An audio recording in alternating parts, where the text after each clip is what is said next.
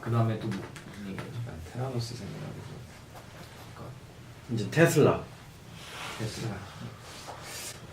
테슬라 간단하게 말씀드리면은 4월 22일 날 테슬라에서 테슬라 투자자들 대상으로 이벤트를 하나 했어요. 그래서 그 이름이 오토노미 데이였는데 여기서 이제 핵심으로 얘기했던 거는 테슬라가 뭐 일단 그 기술적인 거에 대한 이제 자랑이 엄청 많았어요. 자기들이 이 무인 기술에서는 최고다. 그 하드웨어도 그렇고 소프트웨어도 그렇고 최고다. 데이터도 그렇고. 데이터도 그렇고 맞아요. 데이터 얘기를 되게 많이 했어요. 데이터가 제일 중요해요. 다른 데에 비해서 엄청 많다고. 무인 데이터가 이미 제일 먼저 시작. 제일 제일 제일 먼저. 먼저.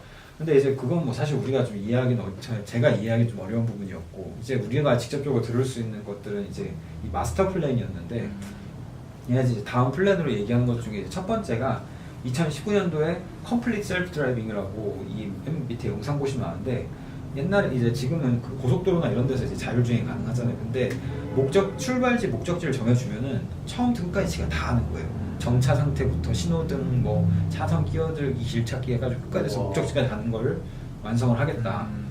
그럼 이제 그 다음은 당연히 뭐겠어요. 이제 오토노모 택시, 로봇 택시를 우리가 운영하겠다. 이제 가장 큰 바로 되지. 예, 발표였어요. 그래서 근데 이제 아직까지 자기들이 이제 펜딩 중이다. 그 법적인 이슈 때문에 펜딩 중인데 자기들 근데 뭔가 자기들이 지금 하고 밀고 있는 게 있으니까 이런 얘기를 할 것 같아요. 내년 중에 한 군데는 있으니까. 우리가 지금 하나를 받을 수 있을 것 같다. 소규모 지역에서는 네, 그 그렇죠. 지역에서만큼은 가능할 수 있겠지. 그래서 이제 두 가지로 하는데 간단하게 말씀드리면은 여러분들이 테슬라를 리스트로 사면은 내 테슬라를 공유 택시로 돌릴 수가 있어요. 내가 안 타는 시간에. 너무 다 잘 알겠지만 차의 대부분은 주차장에서 보내거든요. 그러니까 그 시간을 돌려서 근데 또 매력적으로 다가오는 거는 이제 내 리스 값을 내리거나 아니면은 여기 보면은 all of monthly vehicle payment를 커버할 수 있을 정도로 돌릴 수도 있는 거죠. 내 차를 돌려가지고 그 수익이 온전히 그쪽으로 간다. 그렇게 하면은 이 차를 빌리는 사람은 내가 차를 말 그대로 서몬이라는 단어를 썼는데 저 몰라서 찾아봤는데 소환이래요. 딱 누르면 내 앞까지 소환돼서 차가 오는 거예요. 지금 근데 스스로. 네. 근데 이게 네. 딱 언뜻 들으면 내가 소유를 한다고 생각을 할 수 있잖아. 네. 근데 언뜻 들으면 사실상 남의 차를 공유하는 거랑 뭐가 다르지? 리스죠. 그러니까 근데 이제 내가 다른 사람이 못 쓰게 하고 내가 필요할 땐 내가 쓸 수 있는 프라이어티가 높은 것 뿐인 거지. 그렇죠, 맞아요. 어떻게 보면 내가 소유하는 건 아니지. 근데 위험성이 자기적으로 높은 돼 있긴 사실 하죠. 연결돼 있긴 하죠. 그치, 그렇긴 일단 하지. 내가 우선권이 있죠. 왜냐하면 여기서 계속 그러니까 내가 원할 때 원하는 시간에 내가 빌려줄 수 있다. 내가 쓸 때는 내가 쓰고. 그러니까 약간 이런 거겠죠. 하루에 몇 시부터 몇 시까지는 그냥 내가 이거를 로봇 택시로 쓰겠다라고 이렇게 뭔가 세팅을 해놓으면은 그때는 이제 잘 이렇게 쓰고 뭐 아니면 급하다가 이거 내가 또 갑자기 일이 생겨 그럼 그걸 또 취소할 수도 있겠죠. 그러니까 에어비앤비랑 똑같이 생각하시면 될 것 같아요. 내 집인데 요 방은 내가 요 사람들 주겠다. 뭐 이런 그런 개념이 있고 그 다음에 이제 두 번째는 그럼 이제 리스를 하면은 3년 있다가 3년 리스를 하고 원래 잔금을 하면 내가 이 차를 가지잖아요. 근데 그 옵션 아예 없애겠다. 모델 3 같은 경우에는 3년 뒤에 뭐든지 다 자기가 회사가 가지는 거예요. 이제 소유하는 옵션이 없고 그럼 그걸 회사가 그 차를 받아서 뭐 개조를 하든지 수리를 해가지고 로보택시로 돌리겠다. 그래서 이 사진에 보면은 설명 안 했는데 은근히 올렸어요. 핸들이 없어요 차에 지금. 그래서 이 만약에 필요하면 저희가 심플리 컨버제이션을 해서 이걸 로보택시로 돌리겠다. 그렇게 했을 때 비용이 우버 같은 경우는 2에서 3불 정도 들고 내가 차를 소유하면은 마일당 0.2불이 드는데 0.62불이 드는데 이렇게 돌리면 0.18불이라도 떨어뜨릴 수 있다. 그렇게 하면은 사실 운전자 인건비가 안 드니까. 그래서 인프라만 잘 돼 있으면 진짜 그쵸. 충전 같은 거라든지. 그럼 사실 이거는 제가 봤을 때 엄청난 생태계를 그렇죠. 다 가질 수 있는 그냥 BMW 이런 데서 테슬라 차 잘 만드네 이제 이걸로 시기했었는데 만약에 잘 되면은 차 잘 만드느라고 시기하는 게 아니라 얘는 이제 사이즈가 다른 기업이 돼버리는 거예요. 그렇게 되면 정보도 어마어마하게 사람 이동에 대한 정보를 그쵸. 어마어마하게 흡수되는 거잖아. 아예 모빌리티에 대한 거에 있어서 다 가져가요. 다 가져가는 회사가 되는 매체에 대한 모든 것들에 대한 정보를 어마어마하게 근데 잘 된다는 가정을. 재밌는 게 모빌리티가 바뀌면은 부동산 업에도 엄청 그치. 그렇죠. 어마어마하지. 그렇기 나도 때문에 그런 책을 읽었던 적이 있었던 것 같아. 이게 그렇게 되는 순간 그냥 차 안에서 모든 걸 다 해결해 버리면은 일단 오피스 임대부터 주차장도 없어지고 그 역세권도 모든 사라지는 거야. 다 없어지는 거니까 부동산 흐름 자체도 그러니까 부동산 산업에도 엄청 큰 영향을 미치는 거기 때문에 이거는 진짜 이게 실현 가능해지게 되는 순간 아마 부동산 업계들이 진짜 엄청나게 피해가 클 것 같아요. 제가 봤을 때. 그리고 또 보통 보면은 그런 부동산이라는 되게 되게 클래식한 업 같은 경우는 되게 보수적이어서 어떻게 보면 젊은 사람들이 우리 같이 이제 좀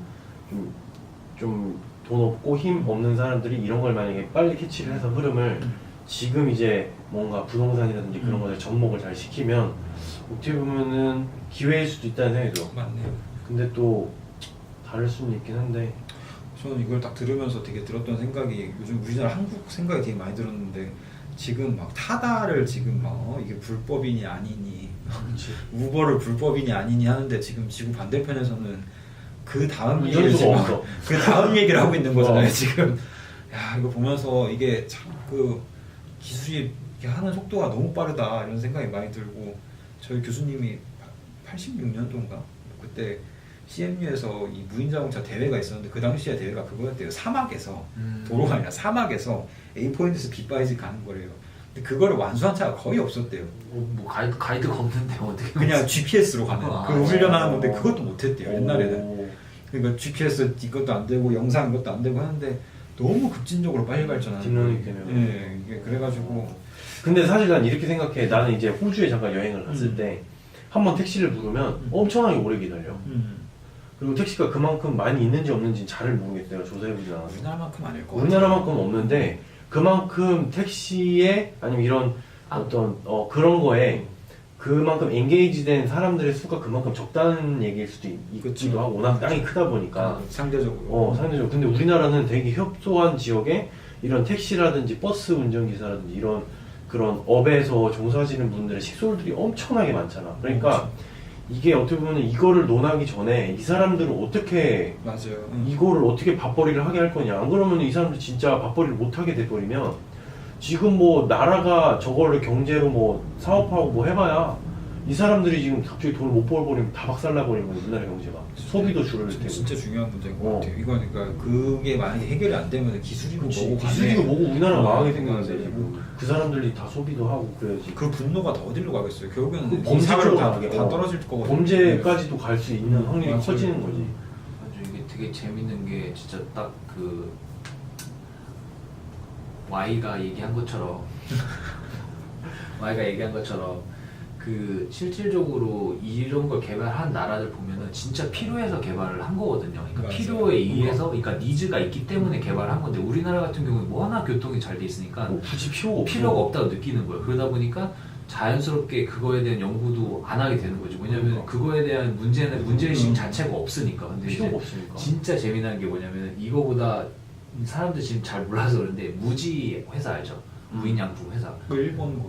일본 그 회사가 지금 자율주행 관련된 회사랑 협작을 해가지고 지금 노르웨이인가 어디에서 지금 이미 무인 버스를 시행하기 시작했어요. 근데 좀 그 회사 이미지하고 좀 너무 뜬금없는 그러니까 진짜 되게 뜬금없잖아요. 정말 뜬금없는데. 근데 저도 처음에 이거 보고 아니 왜 무인양품에서 왜 갑자기 모빌리티를 다루지라고 그러게. 생각을 했는데 안에 뭐 아니, 내장재 뭐 이게 있나? 그거 핀란드에서 있는 건데 아무튼 그 이유가 뭐냐면은 일본 자체가 땅이 넓잖아요. 그 인구가 고령화가 되고 있잖아요. 그러다 보니까 대중교통 자체도 없어지는 거예요, 점점. 그러니까 타는 사람이 없기 때문에 대중교통이 예를 들어서 어떤 마을에 안 들어가기 시작하는 그러면 거기 계신 어르신들은 이동할 나올 수가 수가 없네. 없잖아요. 그러니까 버스를 그- 채울 만큼 삶이 안 되는 그러니까 거죠.